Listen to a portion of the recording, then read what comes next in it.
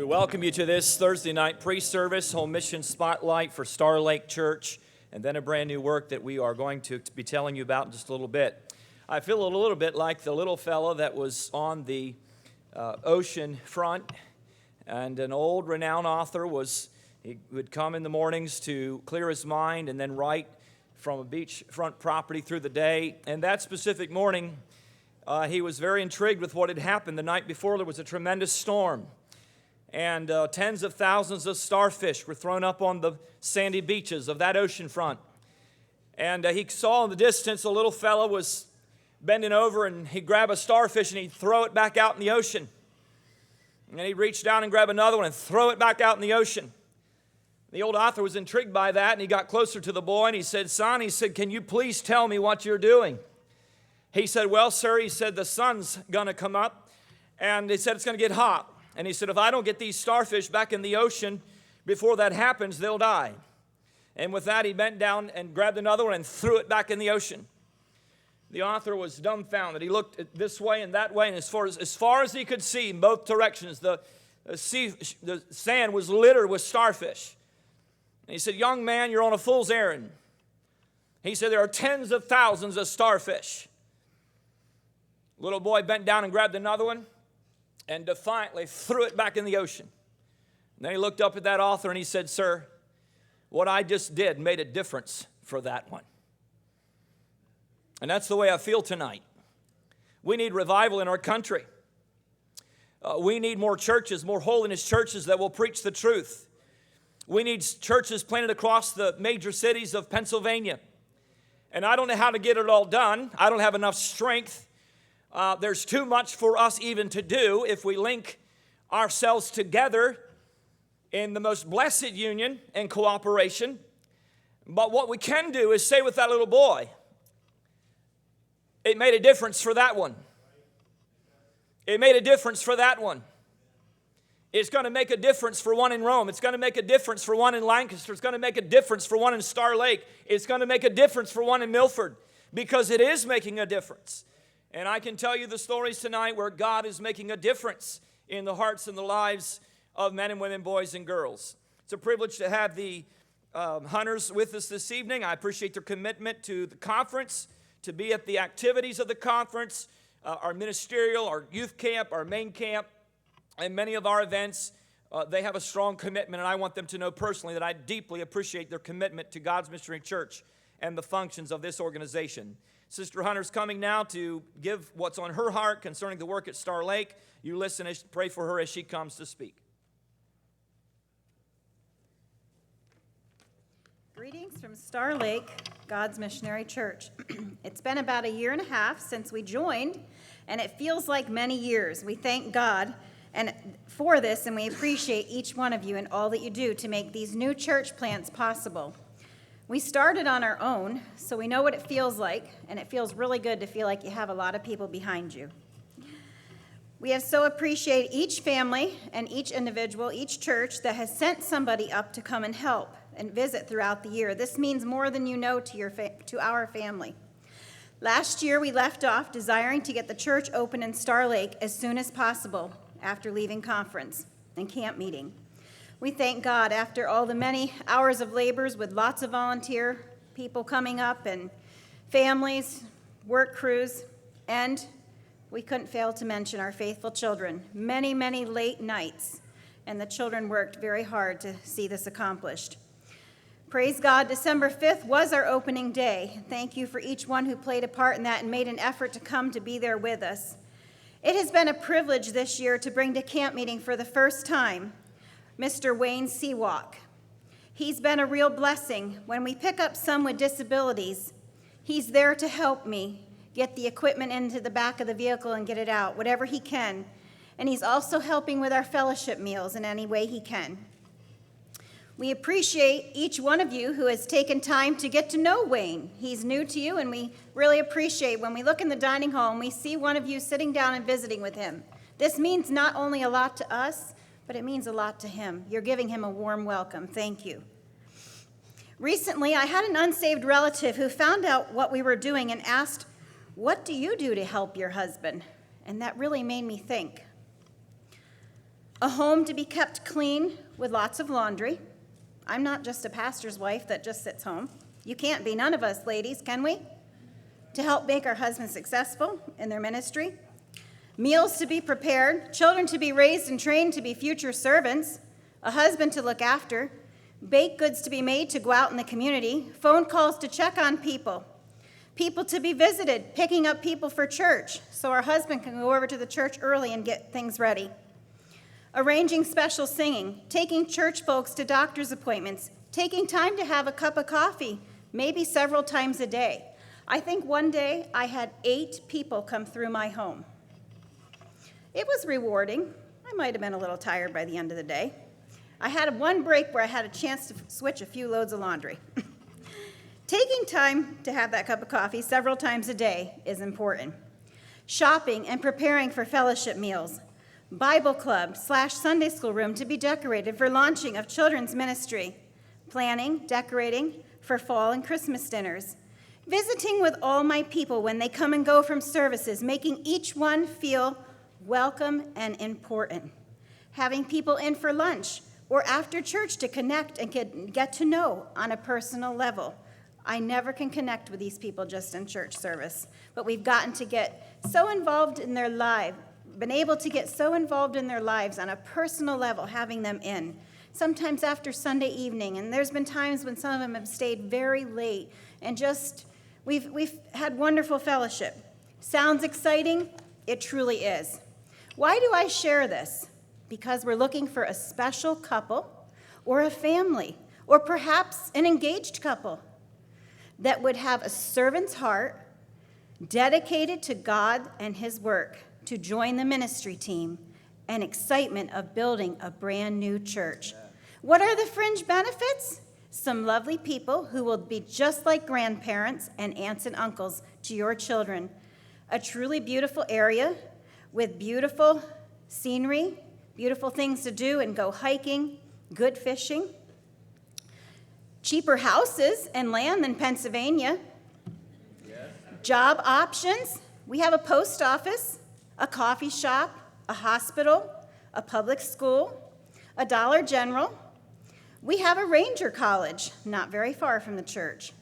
And Fort Drum offers excellent work. They're always hiring.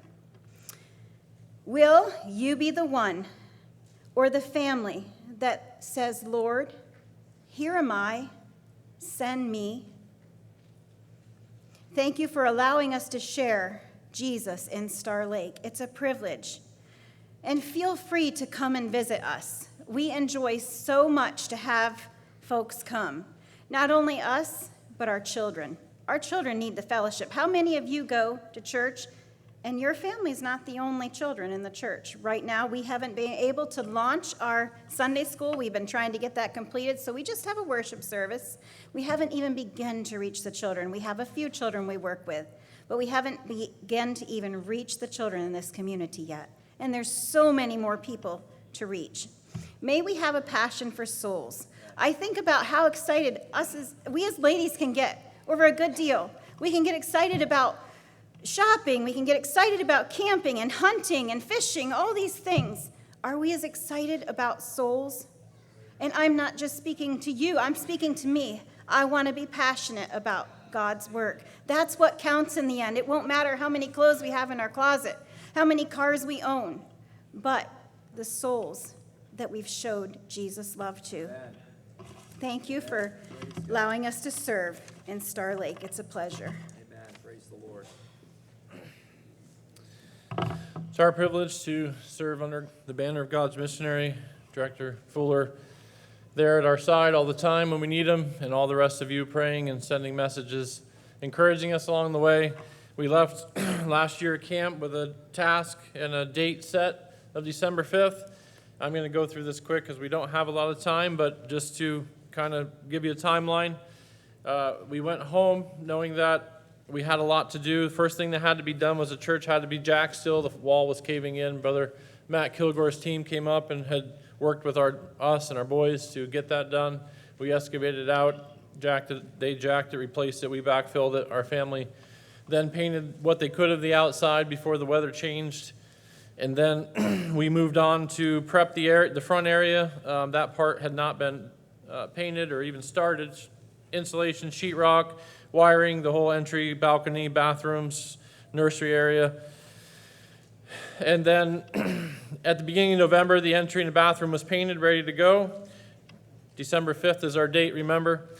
And as we worked as a family there, nights, weekends, whatever time we can get in between our regular work and family time and church events, college, getting my daughter out to college and whatnot.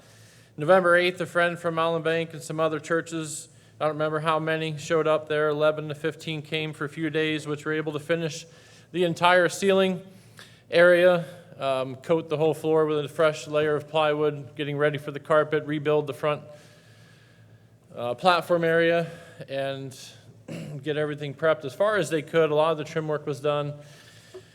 During Thanksgiving, my daughter brought home some friends from college, and they helped carry all those oak pews. If you've carried 20-foot oak pews, I couldn't believe when I came back from work and they were in there. Those college kids did a great job carrying from a long ways out in the parking lot from the Conics. Carried them all in, piled them all up in the way for the carpet, but we were just happy to have them in there. So then November 30th, the carpet showed up. December 5th is our opening. And my wife and my children laid the carpet in the church. And don't ask me how, but it looks great, and they did a wonderful job. So if you need carpet laid, see my wife and children.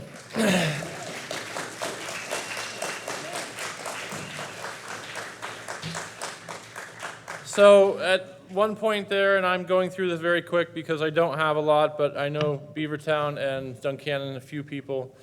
One of them got a nail in his hand, and we got him taken care of. But they helped finish up some details they can, bathroom work, plumbing, some odds and ends, and even some of the men from Rome came up. And then we pushed the last little bit right up until about 10:30 Saturday night. Brother Fuller walked in. I think he was more worried about it than I was, but we were tired, we were exhausted, and I felt like I literally took off my work clothes, put on my church clothes, and went to the first opening day. I don't know that I have my thoughts any close together, but as I was nervous and wondering, was anybody going to show up? Is anybody going to be here? What's it going to be like the first day in the first community? Lots of people interested, lots of promises, but you just don't know. But as I stood there in the entry of the church there, looking out, and car after car kept coming, there was something that melted my heart, and I said, it's all been worth it. As the church filled up, and there was some that came up from here, you know how it is, first day, you've seen the picture, but quite a few from the community. I think there was 70 or so there at that opening service, and that makes all the long hours and all the long days and crawling in and out of that church, it makes it worth it all. And that was about. We went to Ministerial. We went through the wintertime there. We had as many events as we can. We like doing that. The community enjoys it. Brother Durkee came up, and for Christmas time, we had a little Christmas message, a little meal there with him, and we had quite a few, 60 or 70 at that event. The Bradfords were up and had a Christmas musical. Church was filled up for that. The community said, we didn't know we could ever see anything like this in a facility like this in this town. They thought they'd have to drive. The one lady said she had moved in the area from Syracuse area, and she said, I thought I was just always going to have to go there to see anything like this. But she said the restored building and the quality of services was something that she never thought she'd have in that community. And we've had the Bible colleges, the Fullers, Joy Budenseek, many, many events. And then our young people, Hunter Anderson came up with Brother Fuller, labored there one weekend. Brother Nathan Black came up just recently, helped us finish the Sunday school room with my boys, and that is about ready to launch. And on our way here, we got a message from one of the people in the community. Said, we saw pictures of the Sunday school room. Are you open for Sunday school? So that's one of those heart-wrenching things that we love to do, we want to do, we'll probably do, but we really don't have the help to get it all done. And so that, as we face where we're at now, there's so much opportunity. It's not a home mission work with 4 people coming and we're looking for the 5th, but it's a home mission work with anywhere from 30 to 60 people that'll come from time to time at this point with all kinds of open doors, not doors just to go randomly knocking on, open doors that want us to come visit. We don't have the time. People that need discipled that are coming, a couple new families from the next town down that are coming Sunday nights and are praying about coming full-time, and just countless open doors that I can't even come close to filling. It's not, again, a mission field, not a church that's dying, not a church that's just looking for 5 more people, another one person, but it's countless open doors and people that want to come, want to be visited, want to be seen. Already, we've started the people in the hospital. Judy had a stroke. We're in and out of the hospital with her before we came. Quint's grandmother's in the hospital now while we're here. So you can understand if those that are pastors. And I know every church is stretched, right? Most churches can't keep up. Even the big ones that have 4 pastors, 3 pastors, they're tired. I get it. But if these home mission works are going to go, if they're going to keep going and keep growing, we've got to have laborers that are willing to get out of the comfort zones and step out.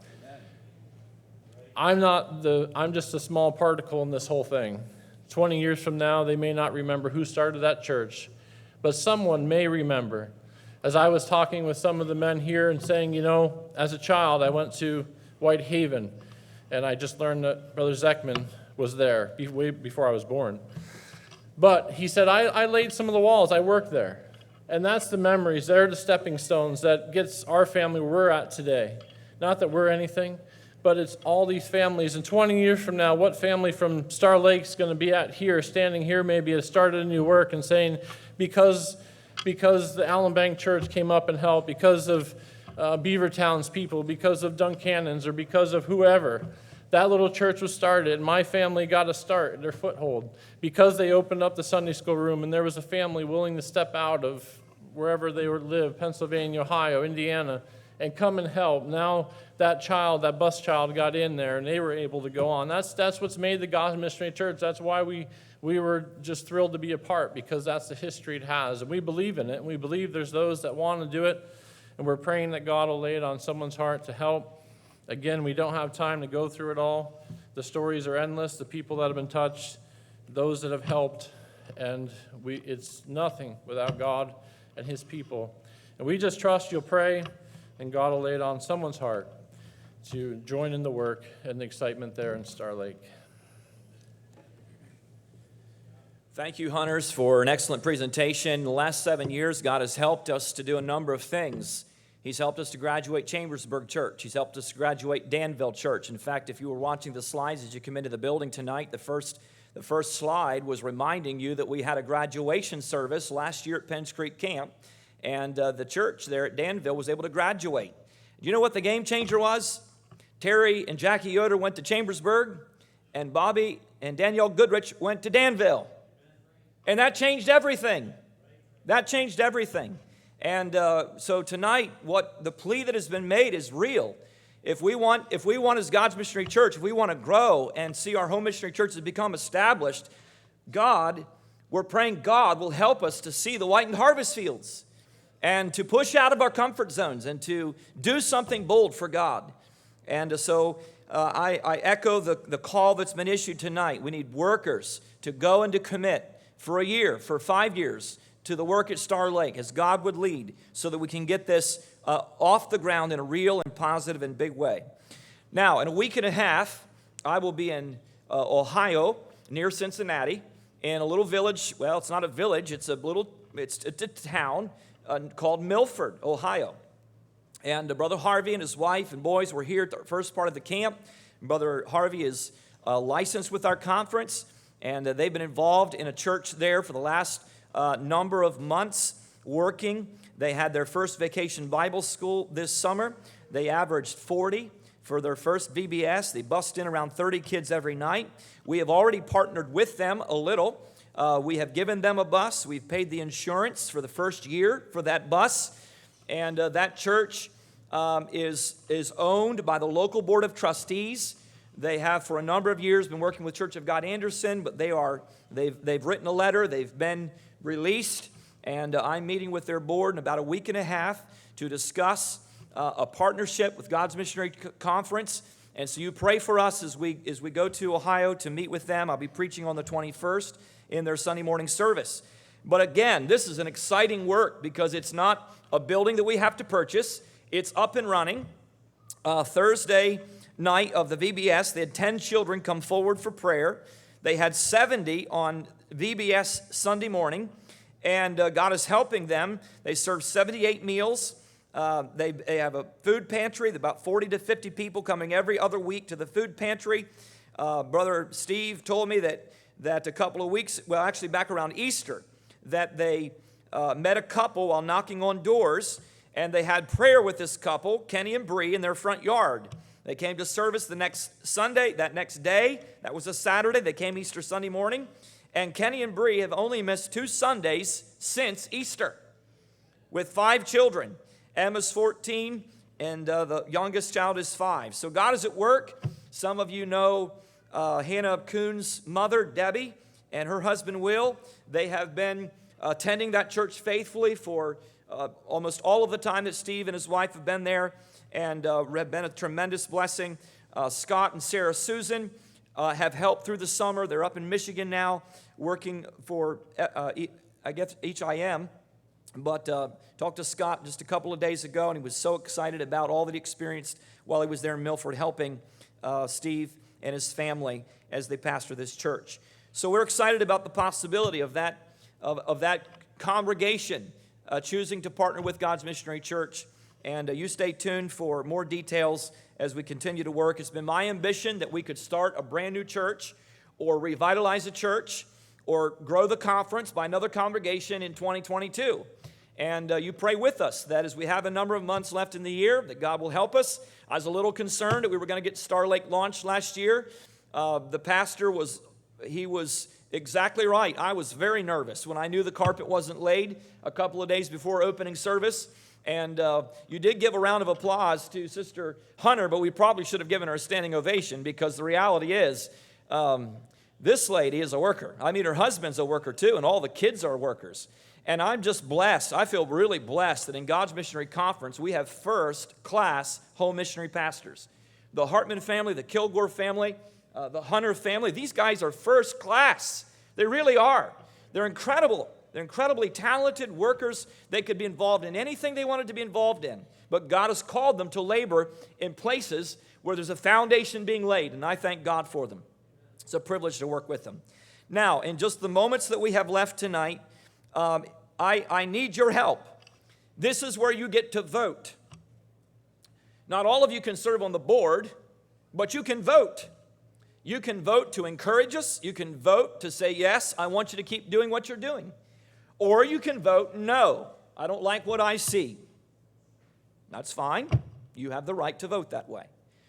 But tonight we've taken a step of faith. A number of weeks ago when Hunter Anderson and I were in Star Lake, I told Brother Hunter, I said, now listen, Brother Hunter. He said, I'm going to paint this floor. I said, no, you're not. Don't paint that floor. I said, cover it with OSB. Put a waterproof laminate in here. Let's do it right. Let's get it done. God's going to help us. And I believe He is. And so we have some receipts. I told you about that Monday night. I've got $1,292.39 for OSB. 3/4-inch OSB. It's come down a lot. It was about, $84 a sheet there at the height of the pandemic. But it's come down a lot, but we needed a lot of wood. That's a big room. You saw the pictures here. And then we've got laminate flooring, $3,566.60. Now, the wonderful thing is the labor was all donated. All the labor was donated. This is not me trying to raise money for a project we want to do. This is trying to pay for a project that's already done. Those are the kind of projects that I personally like to give to.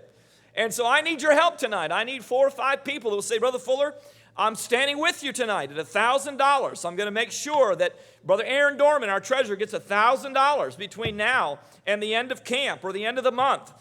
It doesn't matter to me when you can get it to us, but we need your help to reimburse those receipts and get those bills paid.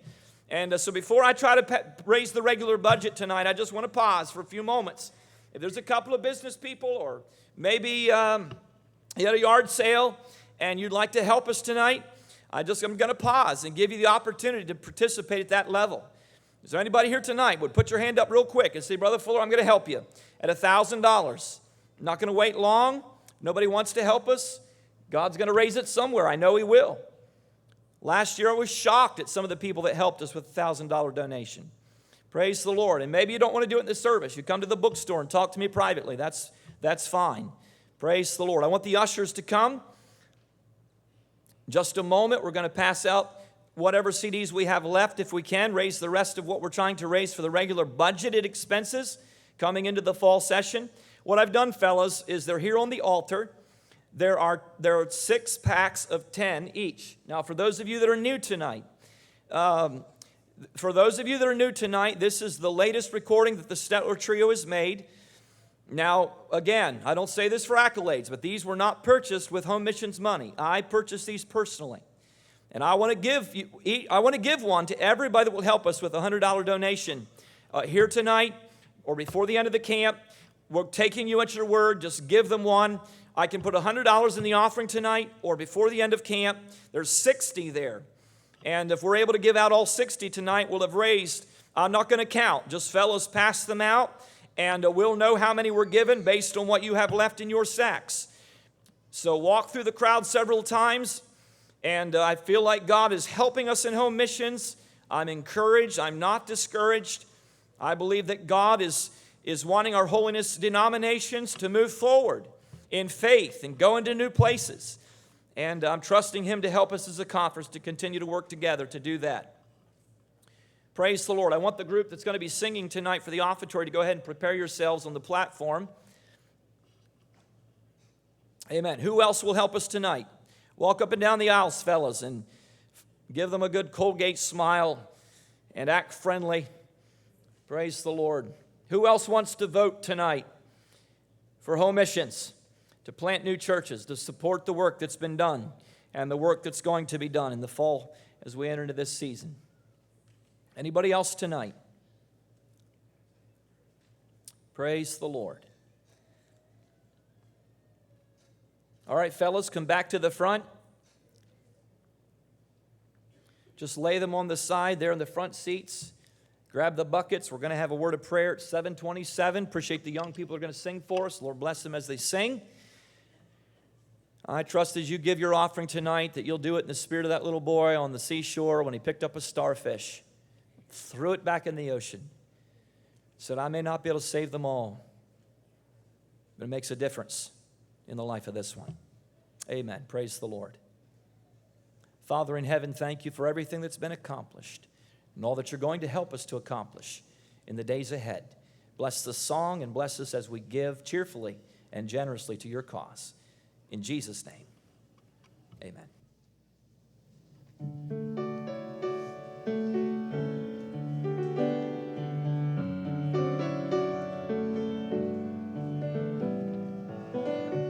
Every day they pass me by, I can see it in their eyes, empty people filled with care, headed who knows where.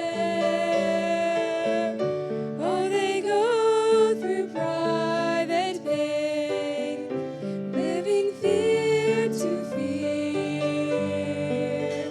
Laughter hides the silent cries, only Jesus hears. People need the Lord, people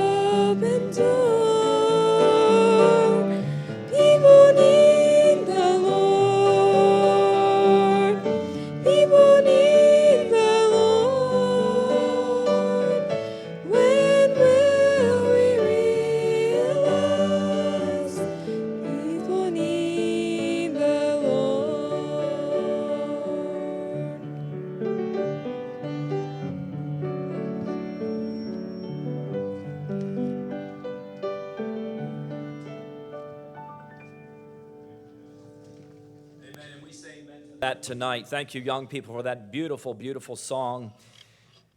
I just want to encourage all of you that are not able to participate at the $100 level to go after this altar service tonight to the back of the dining hall and buy you a big bucket or bag of kettle corn, because all of the proceeds are going to home missions tonight and tomorrow night. Amen. Thank you for being in the pre-service tonight. Let's stand, stretch yourself. Let's prepare for the evening service. May God be with us as we worship Him tonight.